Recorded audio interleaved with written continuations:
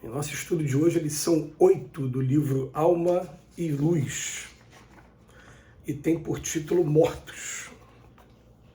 Há sempre numerosos mortos em nossa luta de cada dia, convocando-nos às preces da diligência e da bondade em favor de cada um.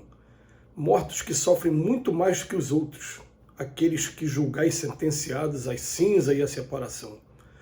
Há usurários que se sustentam inermes em túmulos de ouro, há dominadores do mundo que se mostram distraídos em seus imponentes sarcófagos de orgulho falaz, há juízes inumados em covas de lama, há legisladores mumificados em terríveis enganos da alma, há sacerdotes enterrados sobre o catafalco adornado da simonia e administradores encerrados em urnas infernais de inconfessáveis compromissos. Há jovens mortos no vício e velhos amortalhados no frio da negação.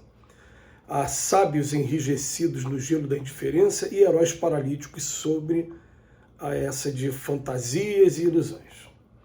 Há impulsivos em sepulturas de espinho e preguiçosos em sepulcros de miséria.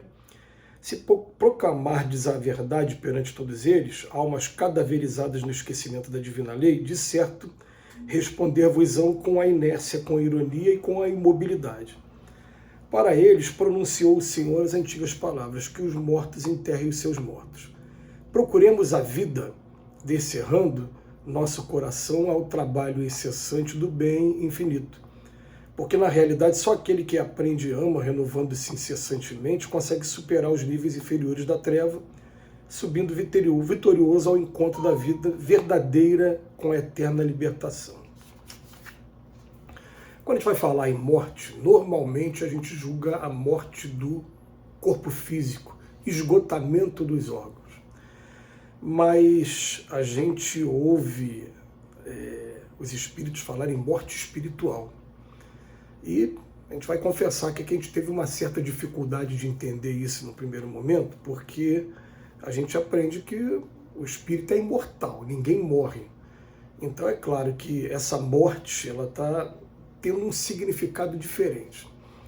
Aí a gente começa a estudar a doutrina espírita, e principalmente quando vai estudar a obra de Chico Xavier, a gente vai encontrar no espírito André Luiz umas informações interessantes quando vai estudar, por exemplo, o Nosso Lar. Você vai encontrar alas e alas de espíritos que estão internados no mundo espiritual, que estão na condição de dementados, semelhantes ao que acontece nos manicômios aqui da Terra. E a gente não fica questionando, peraí, Deus criou o espírito simples e ignorante, sem conhecimento, sem inteligência, para chegar até a perfeição. Por que esses espíritos estão passando por essa situação tão dolorosa?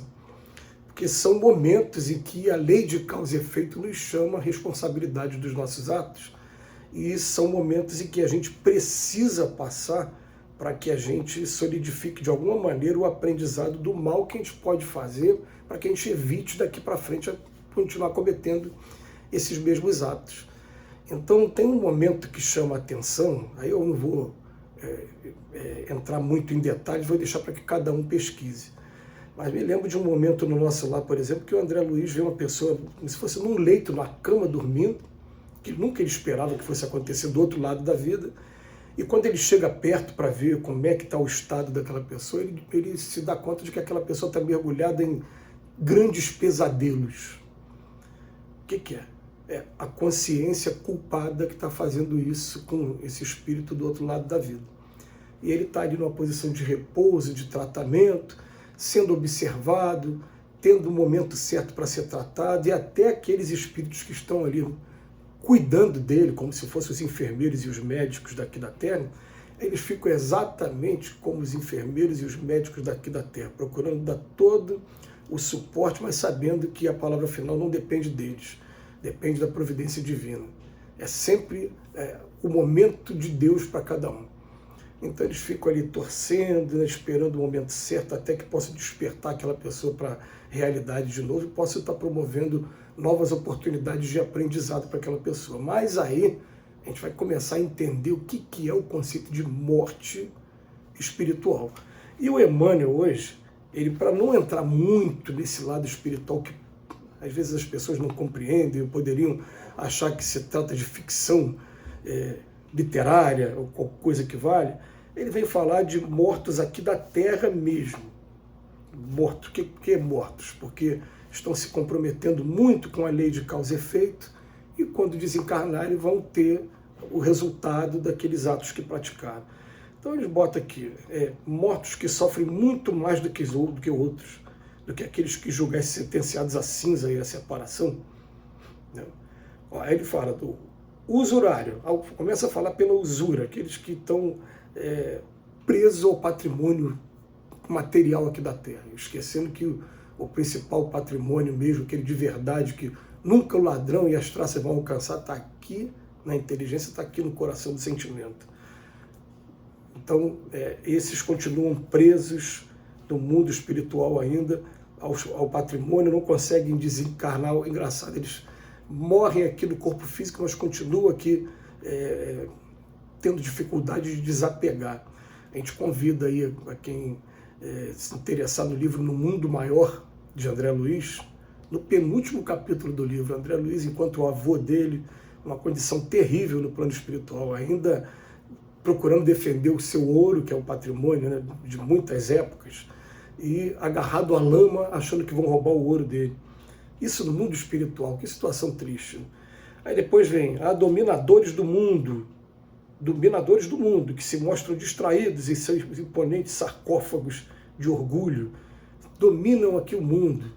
Mas aqui no mundo eles dominam porque eles estão tendo poder, autoridade, força física, alguma coisa que está sobressaindo sobre alguns espíritos. Daqui a pouco aqueles espíritos chegam do outro lado. Agora eu que estava na posição vulnerável, agora eu que posso começar também a empreender um processo de vingança através dos processos obsessivos. E a obsessão é sempre um estudo muito profundo para a gente fazer, mas vamos adiantar que a obsessão só acontece com relação àquela pessoa que ainda não se arrependeu, não teve uma conscientização e um arrependimento do que fez. Então, por conta disso, Deus permite que aconteça, que é educativo para ele mesmo.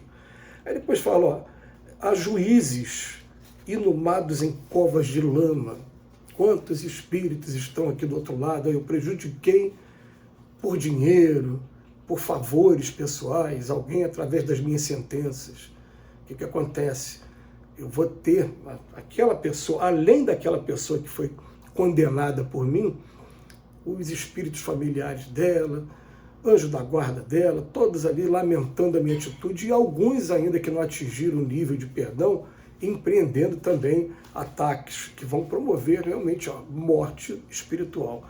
Depois ele fala de legisladores, buscando ainda os interesses lá no Congresso Nacional, no Senado Federal, nas câmaras legislativas dos estados, nas câmaras de vereadores, legisladores, aqueles que têm o poder de apresentar projetos de lei e votar o projeto de lei, mergulhados em corrupções. Depois fala de sacerdotes, esses então, ele vem falando, estão encerrados em urnas infernais de inconfessáveis compromissos.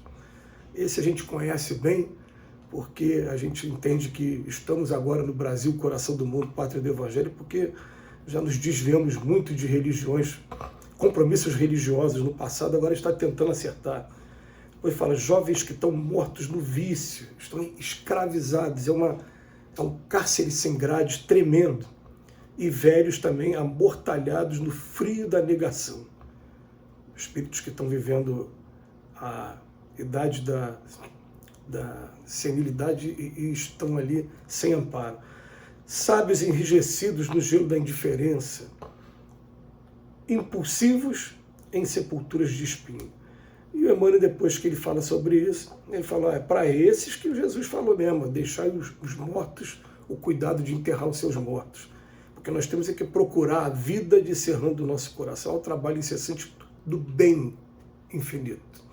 O trabalho, quando está voltado para o bem, a gente está limpando a nossa consciência, começando a equilibrar a balança nossa de débitos perante a providência divina, até que chega um dia que o sonho que a gente tem, como disseram os mentores da nossa casa uma vez, a diferença nossa para vocês é que vocês ainda perdem tempo no mal algumas vezes. A gente não perde mais, mas depois que parar de perder tempo no mal, ainda vou ter que resgatar reparar o mal que fizeram no passado pelos nossos enganos. E aí sim, a gente vai estar encontrando a vida em abundância, a vida do Espírito.